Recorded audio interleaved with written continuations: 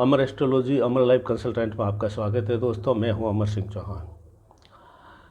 मैं मेरे गांव के गढ़ से ही ये वीडियो बना रहा हूं। आज हमने एक ऐसा घटनाक्रम देखा कि हमारे गांव में शुरू से एक व्यक्ति था, उसका अक्सर लोग उसको अपमानित करते रहते थे और वो तमाम उम्र उसने अपमान झेले। तो मुझे आज ये विषय याद आया कि ये विषय ऐसा है जिसके ऊपर शायद कई लोग इससे जो है पीड़ित होंगे कि इरा कदा सर्वदा उनकी कोई न कोई अपमान कर देता है। तो कुंडली के माध्यम से, जन्म पत्री के माध्यम से हम कैसा पता लगा सकते हैं कि आदमी क्यों अपमानित हो रहा है। तो देखिए, दो चीज़ें महत्वपूर्ण है इसमें देखने के लिए। पहला है व्यक्तित्व। व्यक्तित्व अगर मजबूत है तो कोई आदमी की औकात नहीं है कि आपका अपमान कर दे। व्यक्तित्व कई बार कमज़ोर होता है, वेशभूषा कमज़ोर होती है, पैसों की दृष्टि से कमज़ोर होता है, जात पात में ऊंच नीच होती है, या कोई बीमारी, या ऐसा ही कोई न कोई व्यक्तित्व में कमज़ोरी होने से अक्सर लोग उसका मजाक उड़ा देते हैं। वो बार बार पीड़ित होता है अपमान से। तो इसमें देखते हैं कि कुंडली का जो पहला भाव है, ये भाव जो है इसके लिए देखा जाता है व्यक्तित्व की मजबूती के लिए। लग्नेश जो है, फर्स्ट हाउस का जो मालिक है लग्नेश, वो अगर उच्च राशि में हो, अगर स्व राशि में हो, अगर मित्र राशि के साथ हो, शुभ ग्रहों से दृष्ट हो और मजबूत स्थिति में हो और अच्छे ग्रहों में बैठा हो, वो उसके जो है अच्छे भावों में उसकी उपस्थिति हो, तो कोई आदमी की औकात नहीं कि आपको कोई अपमानित कर देवे। लग्नेश की मजबूती जो है दिखाती है कि आप जीवन में लोग आपको अपमानित कर सकते हैं या नहीं कर सकते हैं। कमज़ोर लग्नेश एक तरह का कमज़ोर व्यक्तित्व की निशानी है।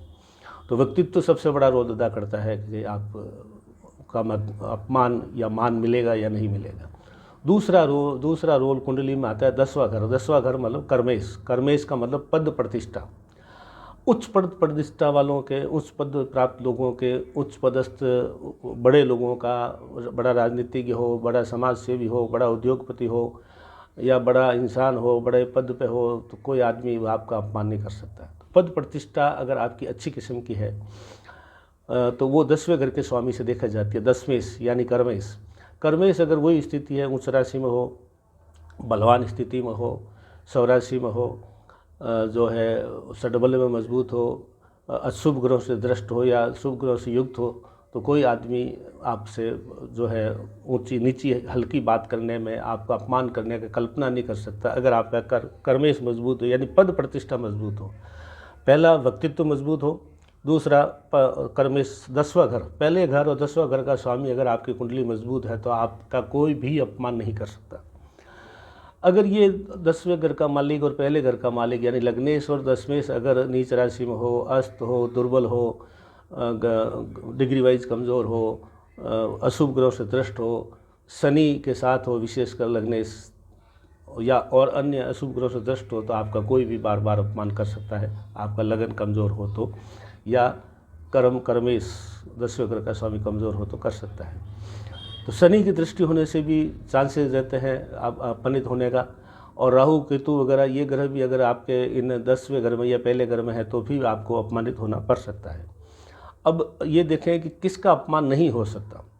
सूर्य अगर आपकी कुंडली मजबूत है, सूर्य क्या है? आत्मा। तो अगर सूर्य मजबूत है तो कोई आदमी आपका मजबूत है तो आप जो है बहुत ही मजबूत आत्मबल वाले, मजबूत आत्म वाले होंगे, तो कोई भी आदमी आपका अपमान नहीं कर सकता। सूर्य अगर उच्च राशि में है, स्व राशि में है, अच्छे भाव में बैठा है और अच्छे दृष्टि ग्रहों से दृष्ट है, मजबूत स्थिति में है, तो कोई किसी व्यक्ति का हौसला हो ही नहीं सकता है आप अपमानित कर दें। सूर्य मजबूत होना चाहिए। और अगर चंद्रमा भी मजबूत है, यानी आपका मन, अगर कोई आदमी, आप मान लो खराब स्थिति में भी है लेकिन आपका व्यक्तित्व जो है, दूसरी चीज़ आपके पास बहुत अच्छी है, आपका मन मजबूत है, तो आप अपमानित होंगे ही नहीं। कोई करेगा भी नहीं, कर देगा तो भी आप साहस के साथ उसकी बातचीत से वापस उसको जवाब दे सकते हैं। तो लग्नेश अच्छा हो और कर्मेश अच्छा हो, यानी लग्न का भाव का स्वामी और कर्म भाव का स्वामी मजबूत हो, तो कोई आपका अपमान नहीं कर सकता। शनि वगैरह से अशुभ ग्रह से दृष्ट न हो। लग्नेश और कर्मेश पहले घर का स्वामी, 10वें घर का स्वामी 6, 8वें, 12वें में न हो, वहाँ जाने से पीड़ित हो जाते हैं। या 6, 8वें, 12वें का स्वामी अगर लगन में या कर्म भाव में आके बैठ गए तो भी जो है कुंडली कमज़ोर पड़ जाती है।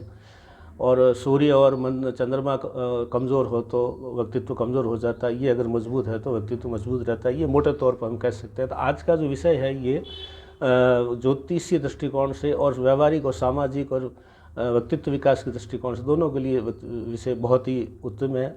आप अपने जन्म कुंडली का विश्लेषण करें, किसी विद्वान ज्योतिष से दिखाएं या हमें दिखाएं। हम बता सकते हैं कि आपकी कुंडली में बार बार अपमानित होने का योग तो कहीं नहीं है, अगर है तो उसके उपाय क्या है, आपकी कुंडली की स्थिति के अनुसार हम उपाय बता सकते हैं। अमर एस्ट्रोलॉजी और अमर लाइफ कंसल्टेंट में आज इतना ही दोस्तों, धन्यवाद।